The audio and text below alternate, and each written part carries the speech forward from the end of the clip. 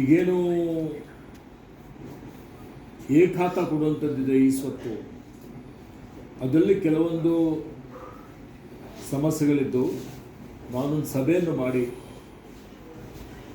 ಯಾರು ಆದ್ಯತೆ ಮೇರೆಗೆ ಕೊಡುವ ಈ ಸ್ವತ್ತು ಕೊಡುವಂಥ ಸಂದರ್ಭದಲ್ಲಿ ಅರ್ಹರಿಲ್ಲದ ಯಾವುದಾದ್ರೂ ಒಂದು ಬಂದರೆ ಅಲ್ಲೇ ಸ್ಟಕ್ ಆಗ್ತಿತ್ತು.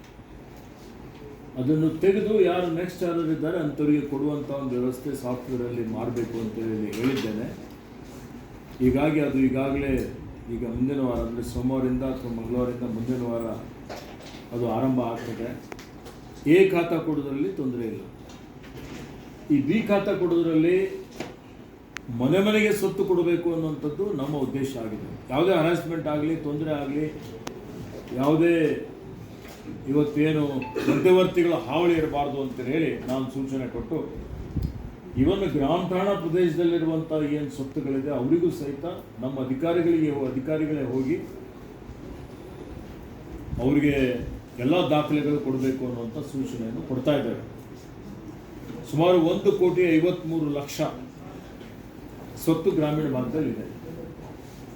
ಇದರಲ್ಲಿ ಸುಮಾರು 55 ಲಕ್ಷ ಸ್ವತ್ತುಗಳು ಈಗಾಗಲೇ ಕೊಡಲಾಗಿದೆ. ಇನ್ನೂ ಸುಮಾರು ಗ್ರಾಮ ಠಾಣಾ, ಎ ಖಾತಾ, ಬಿ ಖಾತಾ ಈ ಮೂರು ಸೇರಿಸಿ ಸುಮಾರು 97 ಲಕ್ಷ ಸ್ವತ್ತುಗಳು ಕೊಡಬೇಕಾಗಿದೆ. ಇದಕ್ಕೆ ಒಂದು ಡೆಡ್ಲೈನ್ ಕೊಟ್ಟು ಒಂದು 100 ದಿವಸದಲ್ಲಿ ಅಥವಾ 6 ತಿಂಗಳ ಒಳಗಾಗಿ ಎಲ್ಲಿ ದೂರುಗಳಿಲ್ಲ, ಎಲ್ಲಿ ಯಾವುದೇ ರೀತಿಯ ಕಾನೂನಿನ ತೊಡಕುಗಳಿಲ್ಲ ಅಂಥ ಕಡೆ ಮನೆ ಮನೆಗೆ ಹೋಗಿ ಯಾರಿಗೂ ತೊಂದರೆ ಆಗದ ರೀತಿಯಲ್ಲಿ ಅವರಿಗೆ ಈ ಸ್ವತ್ತು ಕೊಡಬೇಕು ಅನ್ನುವಂಥದ್ದು ನಮ್ಮ ಉದ್ದೇಶ ಆಗಿದೆ.